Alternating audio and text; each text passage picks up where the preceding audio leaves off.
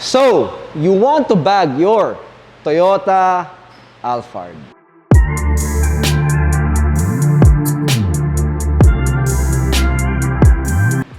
Hello and welcome to another video. We have a Toyota ALPHARD ng isa sa mga matalik nating clients here at Fitment and Chromalights. Hello and welcome sa Royal Wrap Pampangas ALPHARD kay Boss Ron C.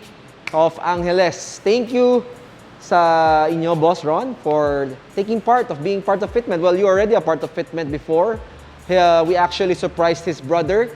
If you guys remember, last year, December, we surprised Sandro. Sandro, how are you?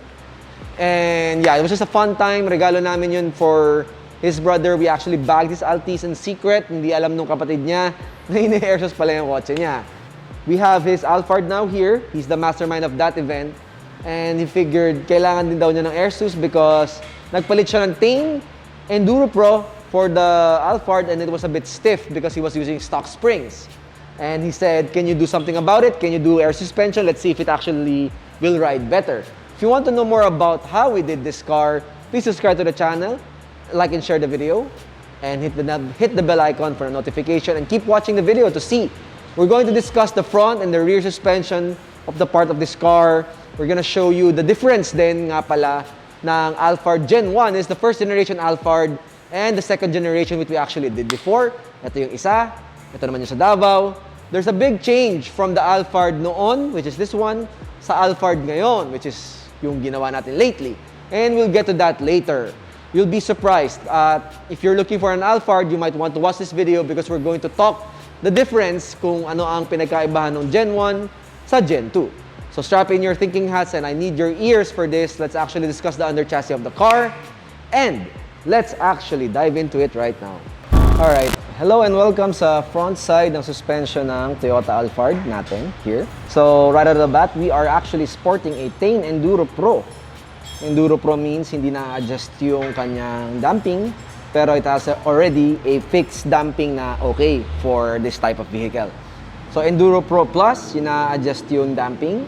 But yeah, Tane actually works well with air suspension. If you watch our previous videos, we always say that na maganda ang ating air suspension pag naka-Tane. And it actually translates even better to this ALPHARD because Tane are actually very, very notorious to be a bit stiff. But if you put a very, very soft airbag on it, it will translate to a very good ride. Yun din yung problema ng client dito. Sabi ng client is, Kyle, my suspension's a bit stiff. Nung nagpalit ako ng Tane, I was using the stock suspension springs, but we changed to a Tane Enduro Pro shocks. So what happened was, the damping was a bit too stiff on his end pag loaded sila. So the air suspension actually softened it up. And the fact that we have adjustable spring rates, we can now actually tune the damping even further if they want a firmer ride or a softer ride. So yan. The Toyota ALPHARD na ginawa namin before, as you may have known sa introduction natin, this is not the first ALPHARD na ginawa natin. This is actually the Gen 1.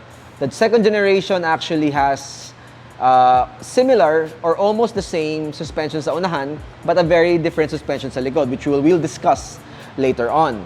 But for now, this is a McPherson type strut sa unahan. Ibig sabihin, in short, pumipihit yung ating shocks. Pumipihit yung shocks natin on this axis, or it pivots on this axis, so the whole shock assembly rotates.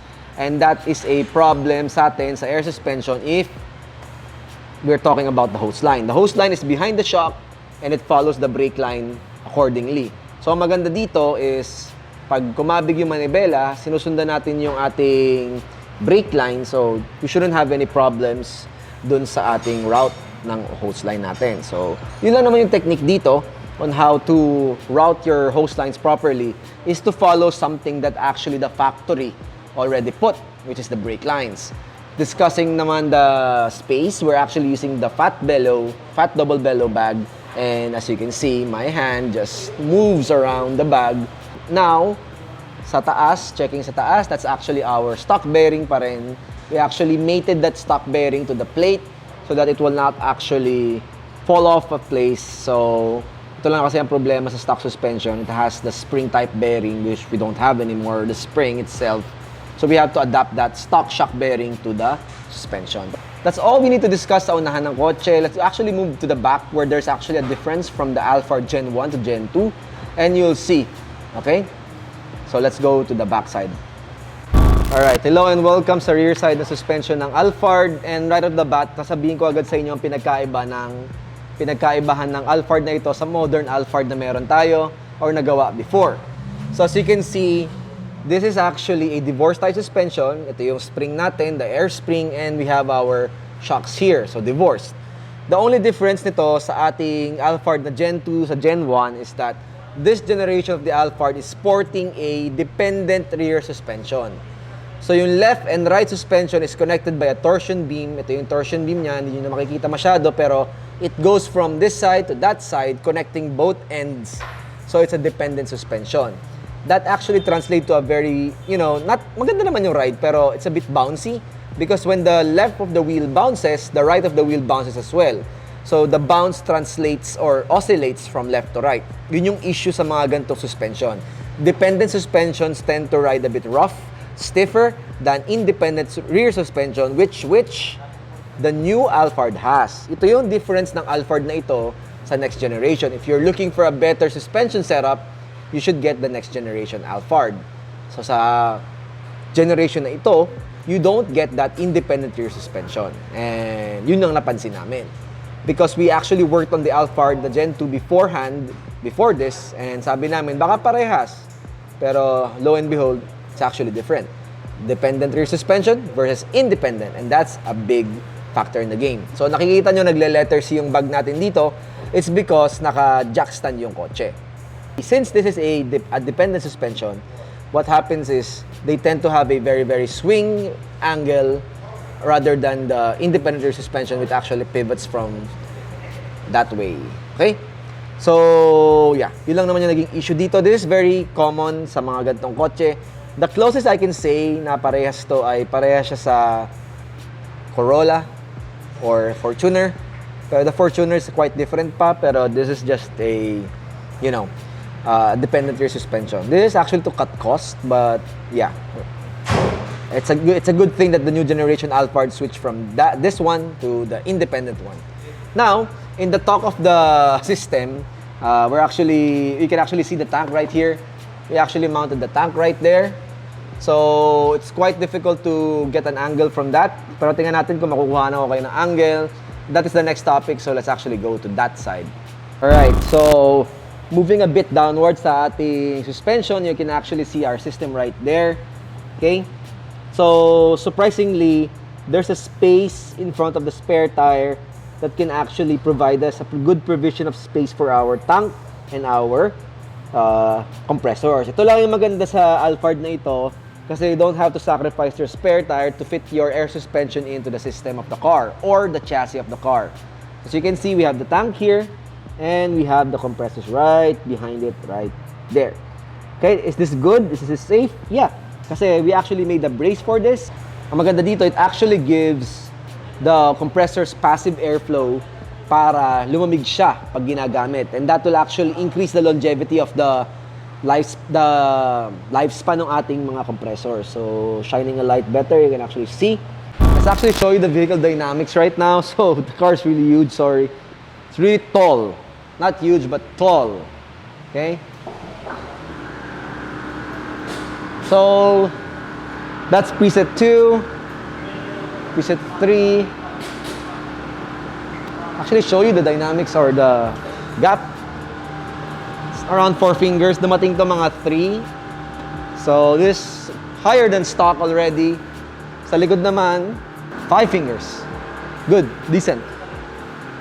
So, dito muna ako kasi ang hirap ng framing natin for this car. It's a huge car. We're gonna have to turn up the car in a bit as well. So, nakita nyo yung discussion natin kanina. Magkaiba ang likod ng Gen 1 sa Gen 2. Surprisingly enough, that is something na very deal breaker for me.